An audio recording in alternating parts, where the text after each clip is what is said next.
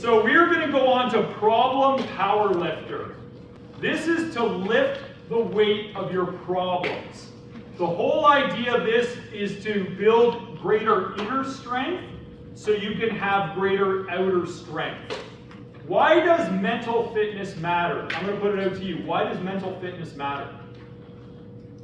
Whether you think you can or you think you can't, you're right. Correct. So it's going to play a big role in your commitment. You're going to try harder. You're going to try for longer and not give up and believe in yourself in the face of challenges.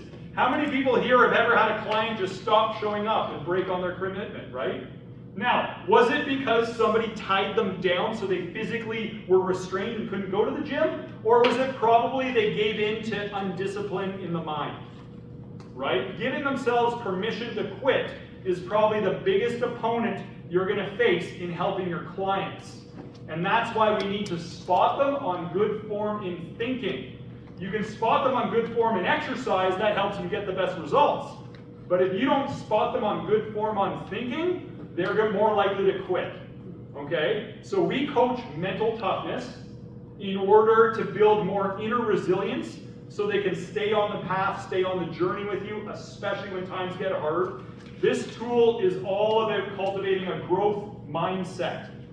Okay? To strengthen your inner resilience, to transform pain into power, and to enhance your capacity to emerge from stressful situations with greater strength, wisdom, and enthusiasm for what's next.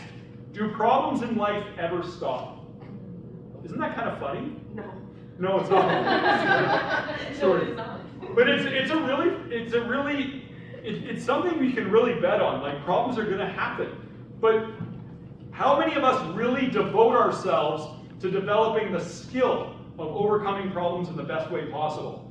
We're going to face it the rest of our lives, but a lot of times we're developing skills like Candy Crush or whatever with our free time, you know? There's better uses for our time. This is one of the most important skill practices you can commit to. And you might notice that all the problems we face, they're almost like weights at the gym. They have different poundages. Like, let's say, your goldfish dies. It's probably like a little bit of an easier weight to lift and get over it. It's not like you're going to see Dean's depressed at work for a week because his goldfish died.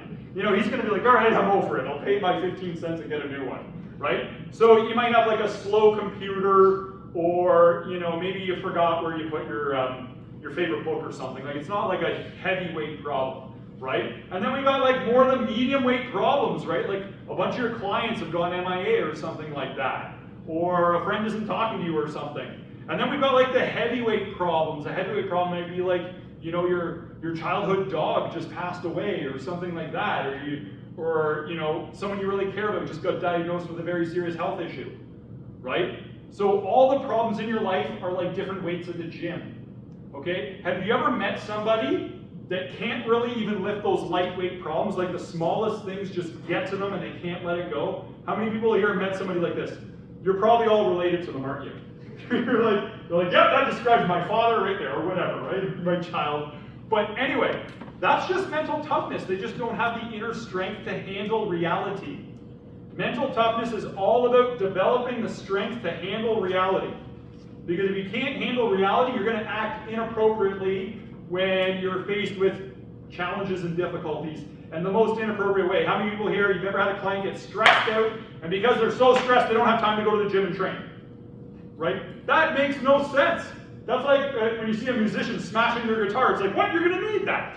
Like, hold on, you're not going to the gym. That's one of your biggest stress release outlets, and you're cutting that? That's how insane you are right now because of your stress, right? So what we want to do here is we want to be able to nurture a mindset where we learn to love the burn of the challenges in life. When you're doing a set of biceps, okay, when you have the burn, you don't stop when you feel the burn, do you? Or do you see it as a sign of success? Right? We push through the burn. Why? Because of what the burn means to us. The burn means you're going to get stronger and more fit. Okay? Now, you don't lift the weights for your clients, do you? Jesse, do you lift the weight for your clients? No, why not? It burns, it hurts. You should save them from the hurting. Right? Why do you let them lift the weights? So they get the benefits.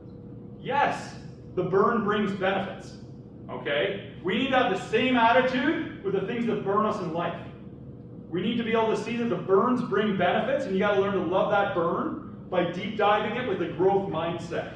And that's what this tool is all about. This tool is one tool you can use for any problem in life, okay? And it's going to have correctives of perspectives. So each question creates a perspective shift to get you to a more empowered mindset, okay? And I'm going to give you an example of how this works. I would say describe one current stress or challenge. What part of the problem is the problem? I might say, okay, here's a stressor challenge. I'm afraid I'm going to run out of money. Okay? So can anyone relate to that? Anyone ever had that problem? Yeah, it's like, I'm afraid I'm going to run out of money. All right? That's why the part of the problem is I'm really worried about it and it's really getting me down. Right now on a scale of 1 to 10, how stressful is it? I might say, okay, this is a 10. This is really heavy. Like I'm thinking about it every day. It's keeping me up at night.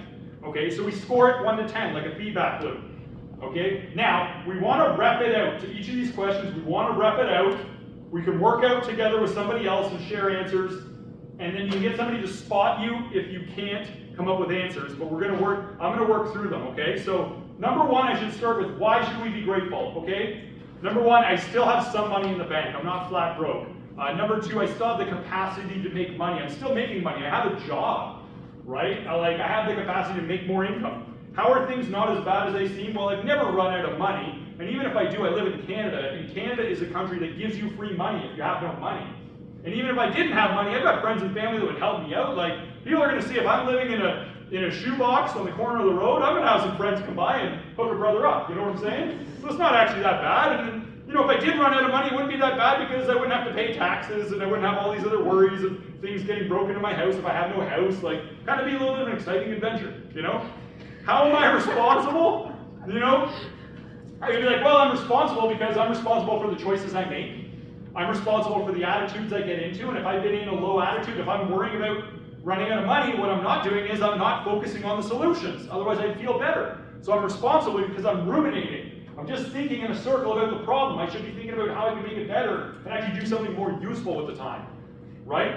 And, you know, I might have some blind spots. I might need to ask somebody else, you know, where I'm responsible on this. I might talk to my manager, Mitch, and he might say, well, Brendan, I've been asking you to take some of these shifts and, you know, do some of these consults and you can make more money, but you said no because you want to go play pickleball or whatever it is, right? So I'm responsible for my priorities. You like that one? Yes. Have you played pickleball? I have not. Okay, it doesn't actually use a pickle, I so it's know. kind of like false advertising. Because if you like pickles, it's like the game is nothing like it. Anyway, so we might say, well, I'm responsible for what my priorities are in life and the choices I've made as a result of my priorities. And I've got myself into this situation. Captain Staff, can I please have Eric to the front desk? That was Eric to the front desk. Thank you. Did he say Eric or Gary? Anyway. Okay, what are all the obstacles? So what are all the obstacles? Like, okay, what are all the things that are getting in the way? Well, one, I might have like really high car payments. Maybe I shouldn't have bought a brand new car, right? Some of my obstacles are I'm not willing to work past 3 p.m., so maybe I can extend my work hours. Some of my obstacles might be that I don't have the skill set yet to charge more for my services, the qualifications. So maybe I need to up my skill set, okay? Number 5, what help and resources are available? I can always research what I can do to make more money. I can always research what are cheap ways of eating healthy, right? Like I can buy cans of tuna and cottage cheese and save money and get that protein instead of like farm-raised steak and stuff, you know? Like there's ways that I can research how to be more efficient with the money I have. What are all the possible solutions?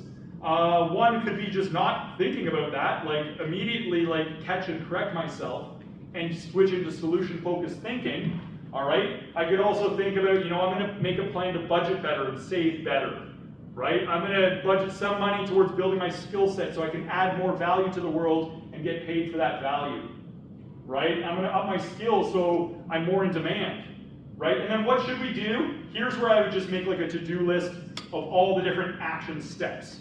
I'd say, okay, number 1, I need to like cut out all these unnecessary expenses I have. Number 2, I need to invest in myself so that I'm worth more to other people. And so I'm going to invest in my wisdom, and it doesn't have to be expensive. You know, I can go to the library and get books. I can watch YouTube videos. I can take courses and stuff too, right?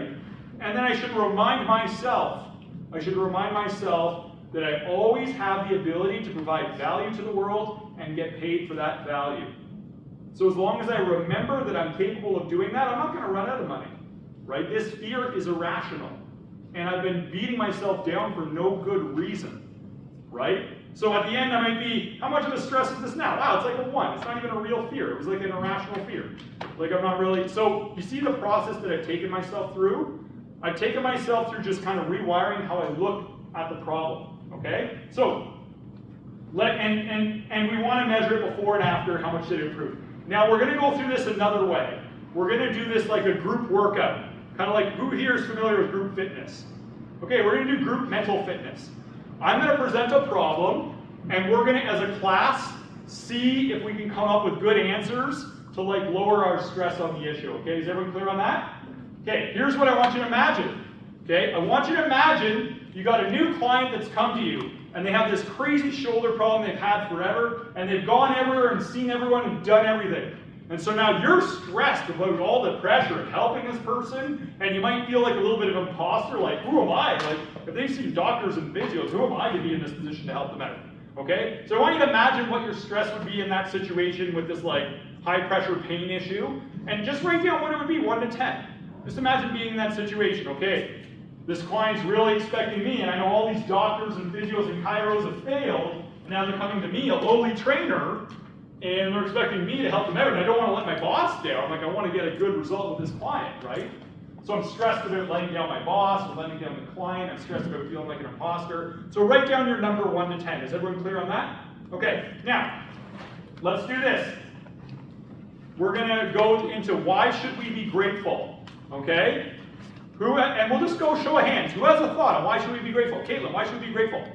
They know who you are and what you do, so it shows that you are good at solving that shoulder and neck pain. Yes, you have been successful to this point, or you wouldn't even be in this situation. Somebody has heard about you or decided to invest their time to explore this further. Yes, Mitch? How many clients?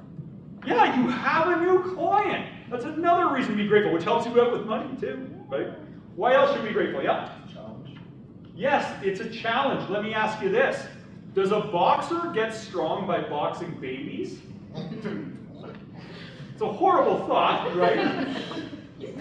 But they don't. You get strong from the challenges that challenge you. That's where you develop your hidden powers and potential.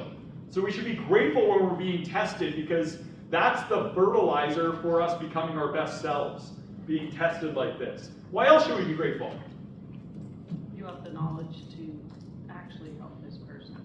Yeah, you've got knowledge you can apply, and you might have some of the missing pieces nobody else did. Yep. This person can become your best referral. That's a big one right there. Imagine you help this person, and their story is, I went everywhere, saw everyone, did everything, and then I met up with Josh, and my life changed, right? That's a walking business card if you succeed, and if you lose, it's like, well, no one else helped them, no pressure. But you got nothing to lose. They'd be like, I'm just a trainer. What do you expect? You've seen all these specialists. So what? We didn't succeed. What did you expect from a trainer? Come on, right? So, absolutely. Now let's go on to question 2. How are things not as bad as they seem? How's it not as bad as they seem? Took this course. Okay, yeah, you've taken this course, you've done some training. Also, are you going to die a horrible death from this? No, you're not going to die a horrible. We might act like that sometimes when we're afraid to fail. We act like it's a life or death situation, like, oh, I'm getting nervous about it. How else is it not as bad as it seems? Yeah. They've seen other people with similar issues who do have like higher education, so you're not the only person put in this position. Yeah.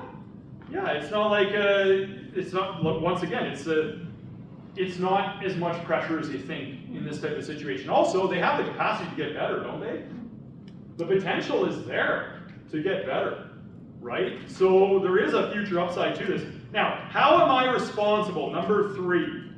We really need to impact, and this is a really important one, okay? This question completely obliterates victim mentality, and I can tell you that working with people in the fitness industry, that is the one thing that takes trainers down more than anything, is everything else is somebody else's responsibility, right? So we want to make sure we cleanse and detox victim mentality, because we're there to empower people, and we can't do it if we're disempowering ourselves. And by taking extreme ownership, that's a big step towards us being the best coach and guide we can for others. How am I responsible in this situation? Yes, Laura? You're doing the best to your ability and not extending beyond your ability. Correct. So I'm responsible to do the best I can with what I know. And when in doubt, refer out. Right? I'm also responsible on my approach I take with this person. Right? Maybe I want to take the most thoughtful, conscientious approach possible rather than just winging it on the fly. You know, maybe I'm responsible for seeing if I can truly customize rather than just giving them random shoulder stretches and exercises as we might be tempted to do, because that's the easy thing to do. I'm responsible for careful thought and planning because this is sacred work. Somebody being in pain, that's so central to their reality, and they're choosing us to help them out. Like their quality of life is depending on us doing the best we can, and in order to do that, we need to have the best attitude. Success is an inside-out job. We need to win on the inside so we can win on the outside. If you're nervous and you're beating yourself up and being hard on yourself already, like it's going to shut down your creativity. Okay, it's going to shut down how well you relate to other people. All right, what are all the obstacles? Number 4, what are all the obstacles here? What are all the obstacles? Think about it. Laura? Your client's mental attitude towards his injury. Right? Yes, yeah, okay, you're right. The client's self-doubt. Okay, so what might we do in the beginning? When we get later on to solutions, we might think, I want to help them build up the belief in themselves that they can get better. So maybe I want to get them to talk about times in their life when they went from struggle to success. I want to talk about the specific things they did to defy the odds, whether it was in school, work, relationships, in previous times in life. I want them to tell me about their past successes, and then I want to take the things they said and did in those moments and bring them into this moment, so that they'll feel more familiar with that success and the recipe for it, and that we can replicate it now. That's a big one, the client's self-doubt. What else is an obstacle? Yep. There are other therapists or specialists that they've seen have doubted them? Like, yeah, past experiences could be. Past experiences could be something too. So I might say, look, whatever you've done with other people, it's going to be very different with me. So if you haven't had a good experience, don't worry, I've had horrible experiences myself. And what we're going to do is a different approach. Okay, it's completely different than anything you've seen. All right? Some of the obstacles might be the hidden imbalances and weaknesses that are causing an issue, right? If it's one of, you know, take a look at some of the people we had in the class. Sometimes a shoulder or hip issue was coming from the neck, right? So it's like Dean, if Dean comes to me because he's like, my left glute doesn't fire, one of our hidden obstacles was, dude, it was your neck the whole time, right? So we don't know what we don't know. That's a hidden obstacle, our own ignorance. But you know what we can do? We can investigate and find things out.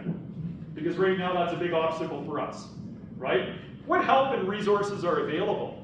Number 5, what help and resources are available?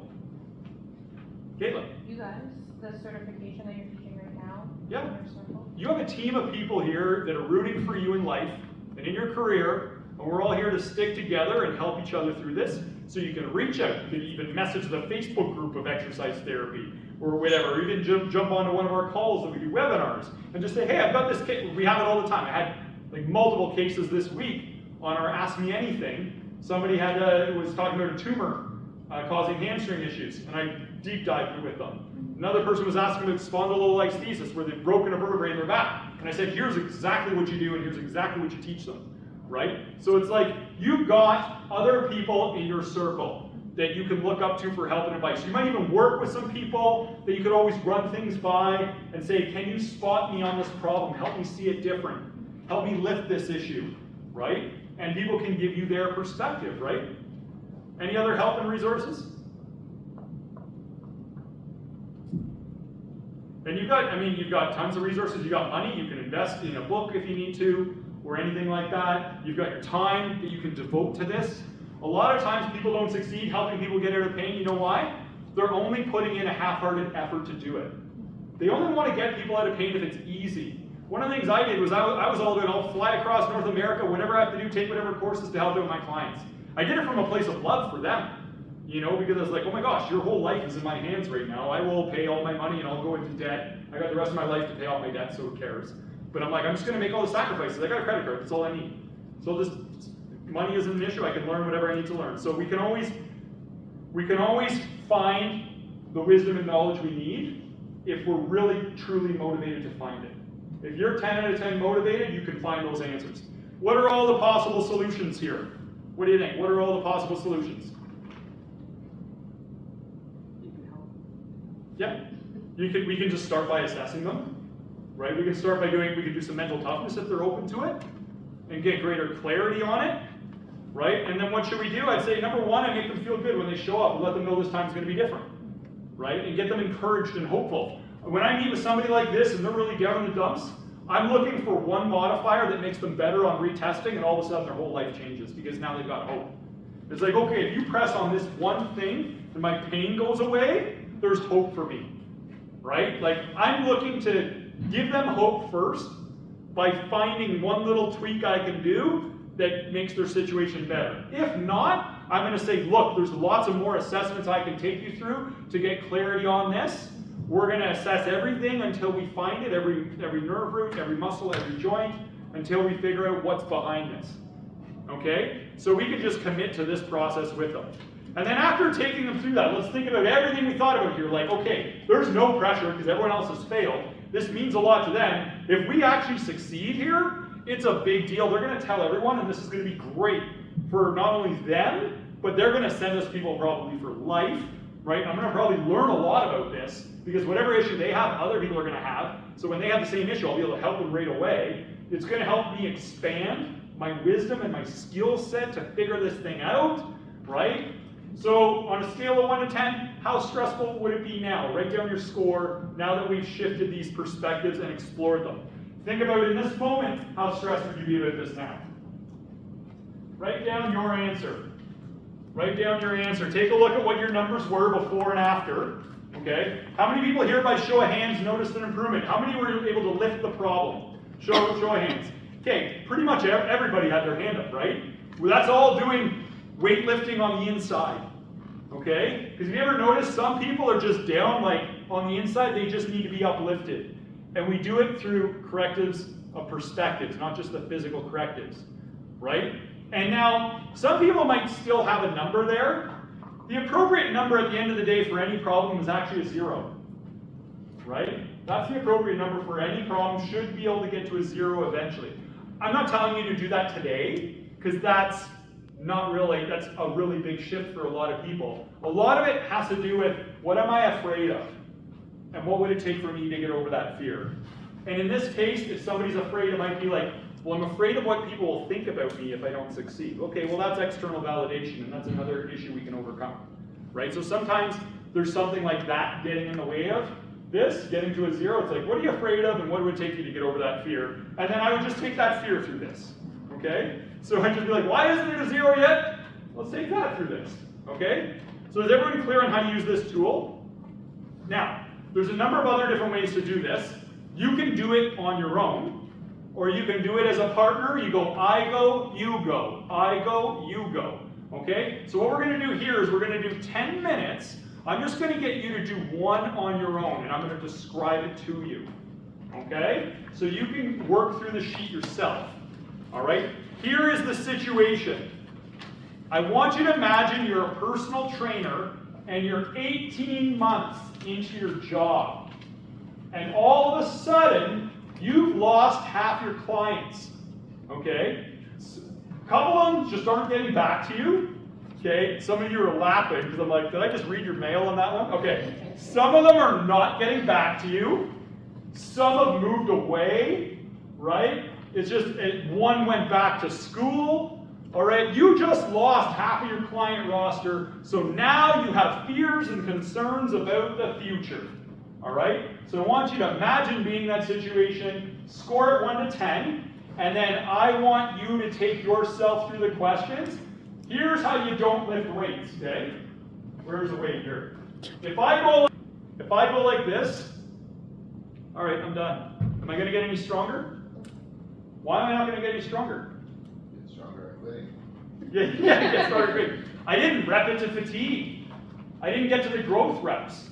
Okay? This is like saying, oh, well, it could be worse. There you go. I did my mental toughness. I'm like, no, that doesn't work. That's like painting over dirt, right? You need to rep it to fatigue, because when you really challenge yourself, you come up with all the answers you can. Okay, why should I be grateful? I'm coming up with all the answers I can.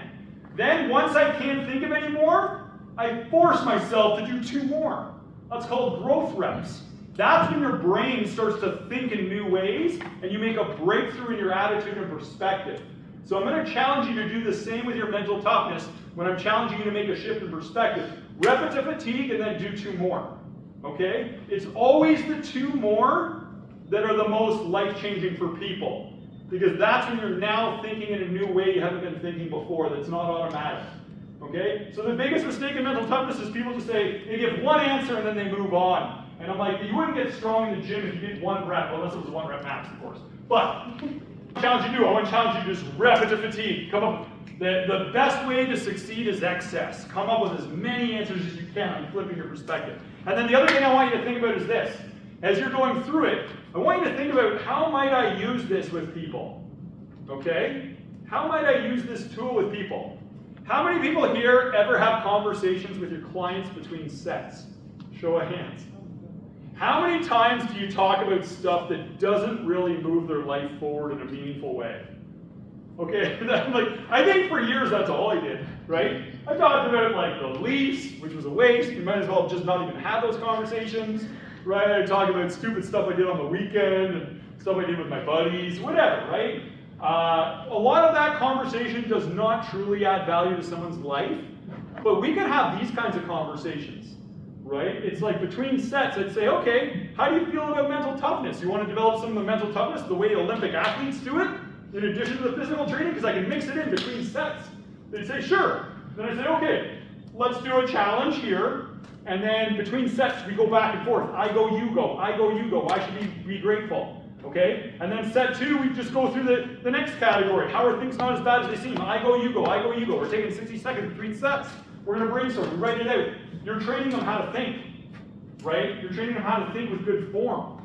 So you can mix it in that way. Or I have somebody like show up for a session, and they're all stressed out about something, right? And it's like, they might be like, well, I met this really great guy, but I got burned in the past, so I'm afraid to commit. Okay, how much of a stress is that right now in your life? 10. And then I'd be like, all right, let's go through these questions and see how you feel. Right? And then at the end, they might be like, you know what? Love is worth the risk because the right people are worth the risk, and you can learn to handle all that comes with it. And the pain of relationships will never compare to the pain of running away from love. All right, perfect. And we can have that conversation during our exercise session, because of this handout helps us see things that way eventually. Right? I had a client, well, I have one client who trains with me twice a week. He started in 2006. His name is Craig. Okay, 17 years he's been renewing twice a week. All right? And he's paying a lot per session still, and he always has been, right? And he told me during COVID, he's like, do you want to know the real reason I renew with you? He's like, you know, I could train anywhere. He's like, you got me out of pain in the first 6 months I worked with you. I haven't had pain since. And, you know, I'm keeping fit, but I can do that anywhere. He's like, I train with you and I renew because of the conversations you make me have. That's what he said. He said, you have the conversations with me that nobody else in my life is. That's why he's renewing. He's renewing because I do this stuff with him for 17 years. Right? He started because he had a bad back and he wanted to get fit. But he stayed for the conversations. And I'm going to submit to you, you could do the same. I'm giving you the tools I use. Right? Problem powerlifter. So think about how you might use this with yourself too, because you could always do this like workouts. You know, you could do this during your warm-up if you're just doing a cardio machine. You could try to do the 7-day challenge. If you really are at the point where you've suffered enough and you realize mental toughness matters, I would encourage you to do one challenge a day, every day for 7 days in a row. And if you miss a day, you start again at day 1. Okay? 7-day challenge if you want to develop your mental toughness. Think about what the best possible outcomes are. If you develop your mental toughness, it's going to give you more resilience. You're going to be able to see solutions better, feel better, be better able to show up for the people you're there to help and serve. So I'd encourage you all to consider that kind of a workout routine in addition to the physical. How much of success is mental and how much of success is physical, like tactical in life? What do you think, if it had to be percentage points? How much of success in anything is mental? All of it. 70%. Yeah, we got all of it. We got 70%. Some people might say 80%, whatever. How much of our focus and practice and training goes to the mental though? Right? If it's almost all of it, and we're spending all of our time on just the physical, can you see how there's a big disconnect there? And why do people struggle with like mental pain a lot of times? Because they haven't really been trained on it properly, right? They haven't been spotted on how to think, right? And that's more of a society issue. We just haven't seen, with the immaturity of our society, is we haven't recognized the importance of getting things right on the inside before we start focusing on all the outside stuff, right? So think about that. If most of our success equation's mental, maybe we should devote more of a proportion to the mental training as well. And that's what this tool can do, because you can take any problem, stress, or challenge through it. You can make some up and take it through it. You can take some from your life. You can take some things that might go wrong. You can take some from friends and family. What we've done is we've sometimes like gone and hung out with friends. Somebody has an issue, and we just do problem powerlifter. We'll hang out at the bar, get food and everything like guys would. But instead of like talking about like football or whatever, we're actually we're doing this and taking turns going around the table. Because there's a lot of laughs. The conversation's very meaningful. We have a good time. You're bonding. Like, that's guys' night out. Can go that way too. It doesn't have to be like shallow, useless conversations, right? So that can be another way to think about applying this. So what I'm going to do is I'm going to give everyone a quick 10 minutes. Continue writing out your answers right now to the issue of being in the industry 18 years and losing half of your clients and the stress of it. And then I want you to filter that situation through all of those questions, okay? And begin.